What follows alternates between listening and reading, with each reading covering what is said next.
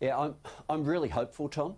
The government certainly raised a lot of expectations today. For 3 months they've been denying that there was a problem here.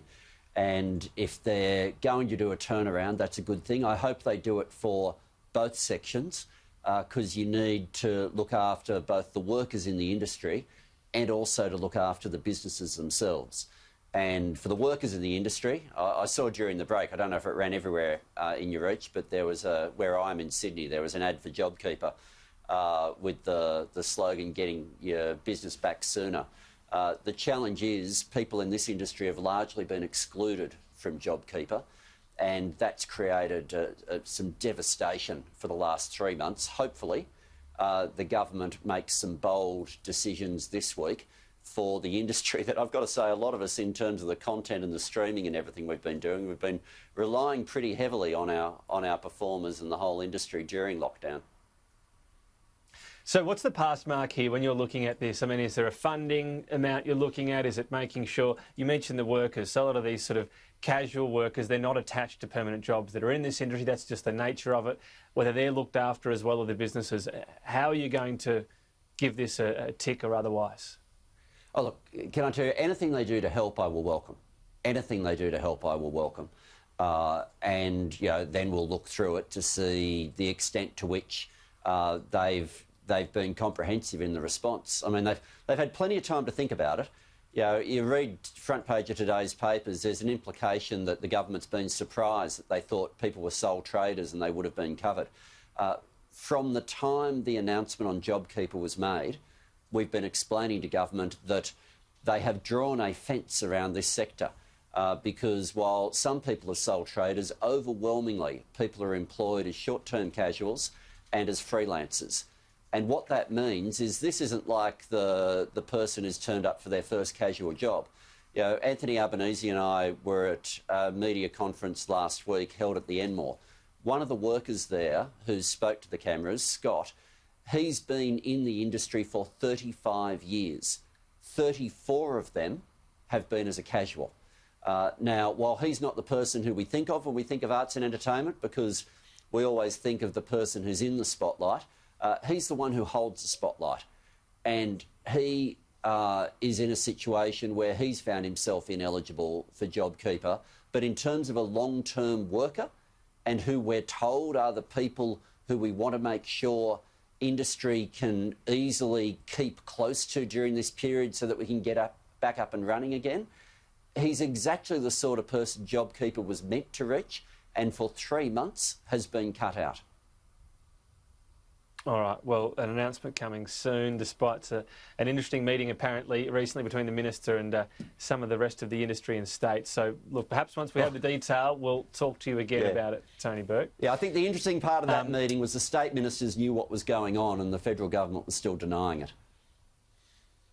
Well, look, anyway, we'll see. We'll assess it on when it comes to pass. Perhaps we're getting a little bit of how the sausage is made sometimes in all of this. I want to ask you about the headline today in the Australian Builders Group's wanting to be able to scrap Saturday penalty rates and also reduce casual shifts. They say the industry could collapse without this. What's your response? Oh, it's true that the industry needs there to be a rescue package, and a few moments ago you had Anthony Albanese there talking about social housing and different housing and infrastructure projects that Labor's been calling for. I've got to say, this is not the first time we've had businesses claim that jobs will be saved if penalty rates are cut, and that there'll be more jobs if penalty rates are cut.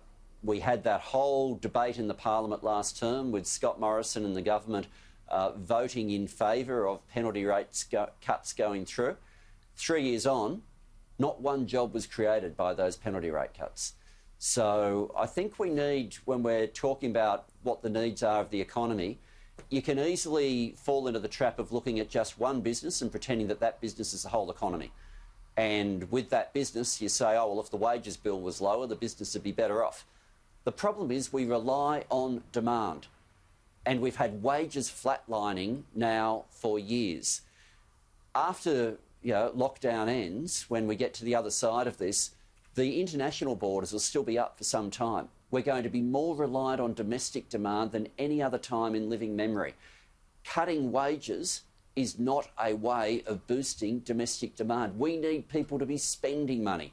And so if you look across the whole economy, I find it really hard to see what the builders have argued today, that it in fact adds up. If you talk about wages versus that demand, and you talk about a company that, for example, might not have to pay Saturday penalty rates in construction anymore, the increased demand that paying those penalty rates would result in, it's never going to come back entirely. It's only in part, right? So any saving they make on wages is a real one. It's just diminished by the lack of demand. Yeah, but if you go industry by industry and you look at each industry in isolation, you'll always end up with the argument that you just put to me, Tom. If you look at what will the Australian economy need, you get a different answer. And that's the Australian economy needs people with job security, with good wages, and with employment. It needs all three. And that's why we're not going to get through this with austerity. If we go through a path where we think it's all about government cuts and it's all about business cutting wages, we will be in a downward spiral where domestic demand will never get moving again. You know, confidence is going to be hard after this. Confidence is already going to be hard simply because of what we've all been through. Cutting wages on the way through will simply make confidence worse. There's a recent court case that's attracted a lot of attention and might well be wheeled out during the next IR reform pitch. It's the mine worker, a casual employee who was on rolling contracts for more than 3 years. A court found because the work was regular, certain, constant and predictable, they were eligible to full-time employment rights, plus keeping the entitlement to 25% loading as a casual. Now, you've said that Labor would not allow legislation to overturn this type of decision. Are you saying that all workers in this position should get both the permanent position, the full-time position, and the 25% loading? Well, that's a lot more than I've ever said, Tom. A lot more than I've ever said. This decision dealt with the concept of whether or not an employer has made a firm advance commitment. Now, this particular worker, let's look at the facts of that case. First of all, this worker had been given a firm advance commitment of a roster for the next 12 months. So it's not just looking back as to whether or not they tended to work the same shifts. They'd been given a firm advance commitment. They're the words of the decision, and it was a 12-month roster they'd been given. It's also the case that for this particular worker, the casual was earning less than the full-timers who the casual was working side by side with.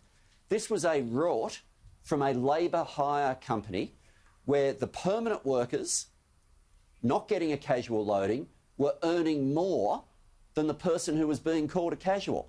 This was a complete rort. It was being used as a way of undercutting everybody's pay. And the principle... But just how this should apply... just how this should apply... We're nearly out of time, sorry, but just how this decision should apply to the economy then. You're saying this worker should have that option and be able to become a permanent employee, but never both. That wouldn't make sense, would it? You're in a different definition of casual to what the court decided. You're in the definition where you just look at whether or not technically on the pay slip there was a loading and then you work it out from there. What the court decided, and what I think's right, is if you have a firm advance commitment of employment, you were never a casual. If you have a firm advance commitment, you're a permanent employee. And that's what the decision was. Some people have wanted to pretend that it's much bigger than it was and that it'll apply to every casual who works regular shifts. That's not what the court found. But if there's a firm advance commitment, that's the definition of a permanent employee and you should get your leave. And this is about the right to permanence and being full-time, not being able to somehow get both. Just to clarify your position on this and what this should mean. No. There are lots of people who are permanent employees who are paid above an award rate. Lots of people who are permanents. You can't say because there was an above award payment that, oh, well, that was the casual loading and therefore you lose your leave. The definition of whether or not you are a permanent employee is whether there was a firm advance commitment to all of your shifts. And in this case, but you understand the issue for business on giving the 25% loading, which is supposed to be for holiday and sick leave, and also getting holiday and sick leave. No. There's lots of people who are paid 25% above an award rate. And let's not forget, this particular worker, the rort that was happening at that mine, was that they were using a lower base rate than all the permanent employees employed by the company. So they weren't paying an extra 25%. That worker was earning about 30% less than the permanent employees doing the same job, working side by side with him. So for people in cafes and restaurants to think that somehow this has an immediate knock-on to people who happen to regularly work their Thursday or Sunday shifts or something like that, that's not what the court decided.